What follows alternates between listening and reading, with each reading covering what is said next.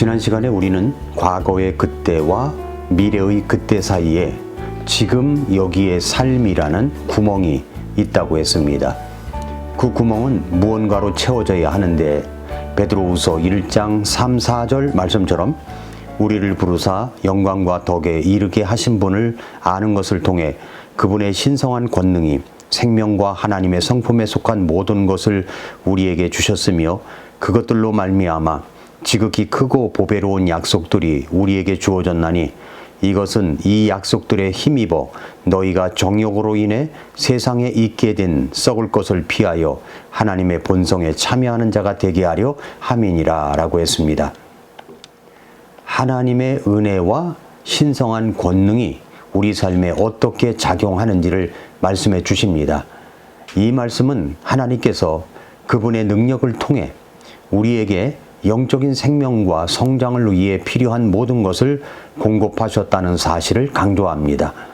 그분을 알고 믿음 안에서 자라가며 하나님의 거룩함과 선하심을 닮아가는 것이 우리 삶의 목적이라는 것을 가르쳐 주는 겁니다.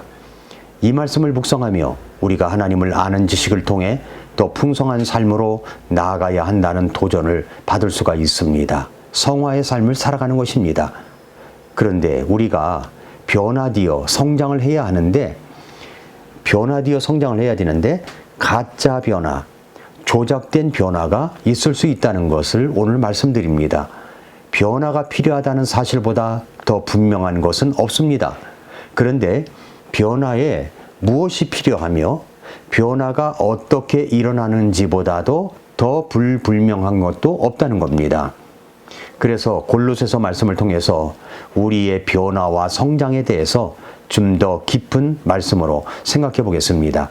골로새서 2장 6절부터 8절에 그러므로 너희가 주 곧 그리스도 예수님을 받아들였듯이 그렇게 그분 안에서 걷되 그분 안에서 뿌리를 내리고 세워지며 가르침을 받은 대로 믿음 안에 굳게 서서 그 안에서 넘치도록 감사를 드리라. 어떤 사람이 철학과 헛된 속임수로 너희를 노력하지 못하도록 조심하라. 그것들은 사람들의 전통과 세상의 초보 원리들을 따르는 것들이며 그리스도를 따르는 것들이 아니니라 라고 했습니다. 그래서 이 시간은 이 말씀을 통해서 우리 자신의 이 변화, 이 가짜 변화를 일으키는 것은 무엇이고 진짜 변화를 일으키는 것이 무엇인지를 생각해 보겠습니다. 먼저 첫째로 우리가 예수 그리스도 안에서 뿌리를 내리고 세워지기 위해서는 우리 자신을 노력하지 못하도록 조심해야 할 것이 있다고 말씀하십니다. 여기 노력이라는 이 단어는 원어적 의미를 보면은 이 뜻은 뭐냐면 사로잡아가다, 포로로 잡히다. 전쟁 상황에서 적군이 사람들을 포로로 잡아간다는 것을 의미하고 또 약탈하다, 노력하다. 전쟁이나 어떤 곳을 침입해서 재산이나 물건을 빼앗는 행위를 말하는 것이고 또 속임수로 이끌다. 무슨 말이냐면 물리적인 약탈만이 아니라 속임수와 기만을 통해서 사람들을 잘못된 길로 유인해서 자신들의 통제 아래 두는 것을 가리킬 수가 있습니다. 이 모든 의미 가운데서 본문 8절은 뭘 이야기하냐면 주로 영적, 지적 약탈의 의미로 해석할 수가 있습니다. 즉 철학이나 헛된 속임수로 인해 사람들을 우리 주 예수 그리스도 안에 있는 우리들의 마음을 빼앗아 가려는 시도를 조심해라 그런 뜻입니다. 그렇게 하여 진리에서 멀어지게 하려는 속임수입니다. 변화가 없다는 것은 바로 이것 때문입니다. 철학과 헛된 속임수로 속아 넘어가거나 영적으로 알아야 할 것들, 지적으로 알아야 할 것들을 빼앗겼기 때문입니다. 잘못 알고 있는 것들이 많은 거죠. 그래서 진리에서 멀어진 것입니다. 이것이 첫 번째고, 둘째로는 철학과 헛된 속임수에 노략당하지 않으려면 철학이 무엇이고 헛된 속임수가 무엇인지를 알아야 됩니다. 먼저 철학입니다.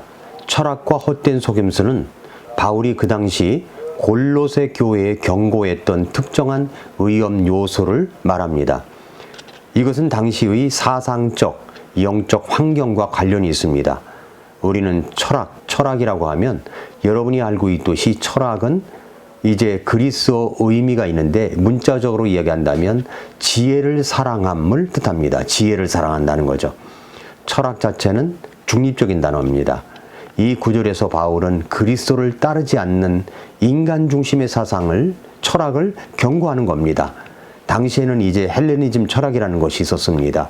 헬라 철학이라고 하죠. 특별히 플라톤주의와 스토아주의와 같은 그런 사상은 인간의 이성, 도덕적 노력, 지혜를 강조하면서 하나님과 그리스도의 구속사역을 배제하거나 무시하는 경향이 있었습니다.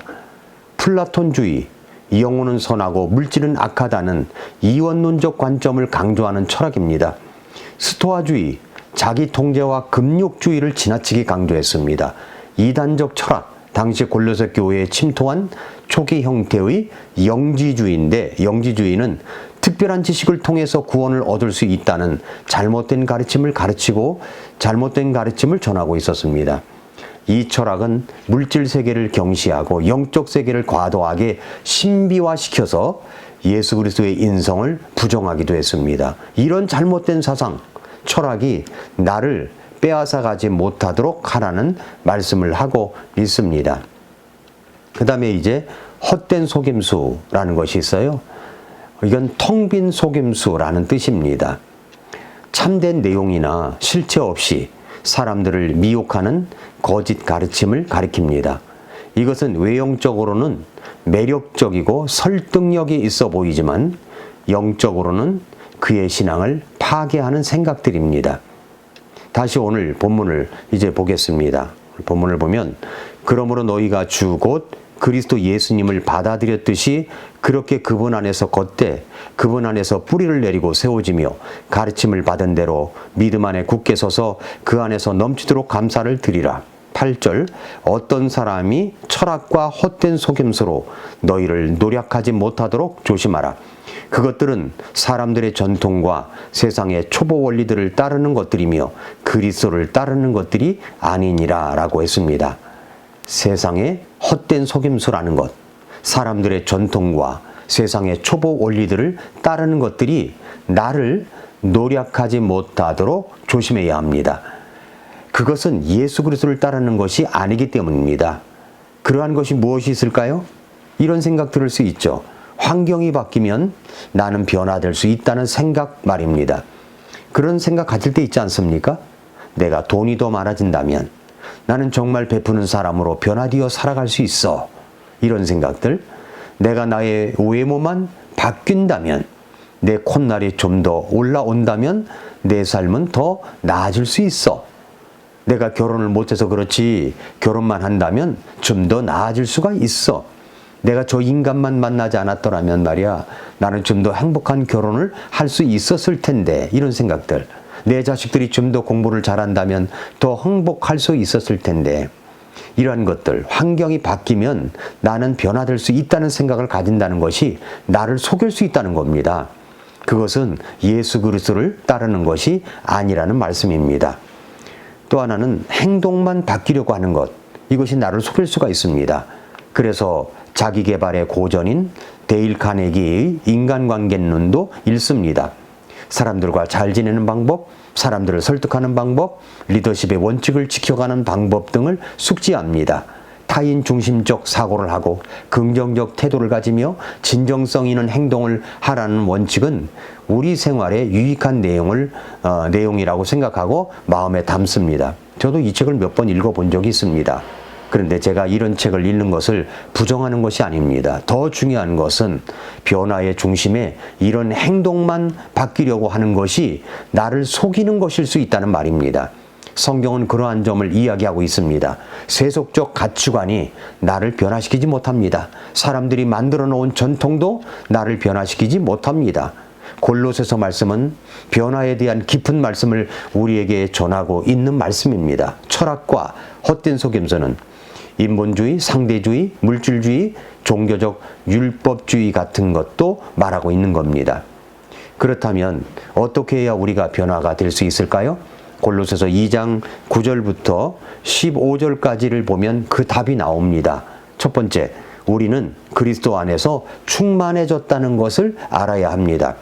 골로새서 2장 9절부터 10절에 보면 그리스도 안에는 하나님의 신격의 모든 충만이 몸으로 거하고 또 너희는 모든 권력과 권능의 머리이신 그분 안에서 완벽하며 라고 했습니다. 하나님에 관한 모든 것이 그리스도 안에서 드러났습니다. 그러니까 우리가 구원받아 그리스도인이 되었다고 하는 것은 이제 내 안에는 충만함이 거하게 되었다는 말입니다. 그리스도께서 내 안에 충만히 거하시기 때문에 나를 채우기 위해서 다른 무엇이 필요치 않다는 말입니다. 거룩하신 하나님의 큰 영광과 위대하심과 그 은혜로우심은 정말이지 경이로울 따름입니다. 놀라운 것은 내 안에 그리스도께서 거하심으로 이 모든 일이 내 안에서 일어난다는 겁니다. 일어났다는 것입니다. 바로 이것이 우리의 참모습입니다. 그러니까 우리는 하나님의 성전입니다. 하나님이 성령으로 우리 안에 거하기로 정하신 성전입니다. 나는 주님의 것입니다. 주님은 내 안에 계십니다. 베드로후서 1장 4절에 그것들로 말미암아 지극히 크고 보배로운 약속들이 우리에게 주어졌나니 이것은 이 약속들에 힘입어 너희가 정욕으로 인해 세상에 있게 된 썩을 것을 비하여 하나님의 본성에 참여하는 자가 되게 하려 함이니라 라고 말씀을 했습니다. 하나님의 본성에 참여하는 자가 된 겁니다. 우리 안에는 하나님의 본성에 참여하는 자가 되었기 때문에 우리는 다른 것을 내 안에 집어넣음으로 충만을 느끼고픈 유혹에서 벗어날 수가 있는 겁니다. 그리스도만으로 충분합니다. 저는 이 말을 참 좋아합니다. 그리스도만으로 충분합니다. 그 다음에 이제 두 번째는 우리는 새로운 신분과 새로운 능력을 부여받은 사람이라는 것을 알아야 됩니다. 골로새서 2장 11절 12절에 보면 또한 그분 안에서 그리스도의 할례에 의해 육신의 죄들에 속한 몸을 벗어버림으로 손으로 하지 않은 할례로 할례를 받았느니라. 너희가 침례 안에서 그분과 함께 묻혔고 죽은 자들로부터 그분을 일으키신 하나님의 활동에 대한 믿음을 통해 침례 안에서 또한 그분과 함께 일어났느니라 말씀을 했습니다. 이 말씀에서 우리는 침례 안에서 두 번 반복되는 것을 통해서 우리는 새로운 신분과 새로운 능력을 부여받은 사람이라는 것을 말씀하고 있다는 것을 깨달을 수가 있습니다. 침례 안에서 주님과 함께 묻히고 일어났다는 것은 믿는 자에게 새로운 신분과 새로운 능력을 부여하는 하나님의 구속 활동과 밀접하게 연결된 것입니다. 우리는 새로운 신분을 받았습니다. 예수 그리스도를 믿고 구원받은 하나님의 자녀로서 하나님의 자녀가 되었습니다. 그리스도와의 연합으로 인해 주어진 정체성입니다. 침례는 믿는 자가 그리스도와 하나 되는 영적 연합을 상징하는 겁니다. 이를 통해서 완전히 새로운 신분이 주어진 거죠. 하나님의 자녀라는 신분이 주어졌습니다. 하나님과의 친밀한 관계로 들어간 것입니다. 그 다음에 이제 새로운 능력을 부여받았습니다. 하나님의 활동에 대한 믿음을 통해서 침례 안에서 얻어진 삶의 힘을 얻게 되었습니다. 믿는 자는 이제 자신의 능력이 아닌 성령의 능력으로 살아가는 이런 새로운 삶을 살아가는 것입니다. 이 능력은 단지 죄를 이기는 것뿐만이 아니라 영적 열매를 맺고 하나님의 뜻을 이루는 삶을 가능하게 하는 것입니다. 이제 우리는 죄의 지배를 받는 사람이 아닙니다. 의와 생명 안에서 걸어갈 수 있는 능력을 얻게 되는 것입니다. 성령의 도우심으로 모든 상황 속에서 믿음과 순종의 삶을 지속할 수가 있는 것입니다. 성도 여러분, 새로운 신분은 새로운 능력을 얻는 기초가 된 것입니다. 하나님의 자녀가 되었기 때문에 우리는 성령의 능력을 힘입어 그리스도 안에서 승리하는 삶, 변화되는 삶을 살 수가 있습니다. 새로운 능력은 새로운 신분을 드러냅니다. 우리는 그리스도만으로 충분합니다. 우리는 그리스도만으로 충분합니다. 오늘도 미라클 모닝입니다.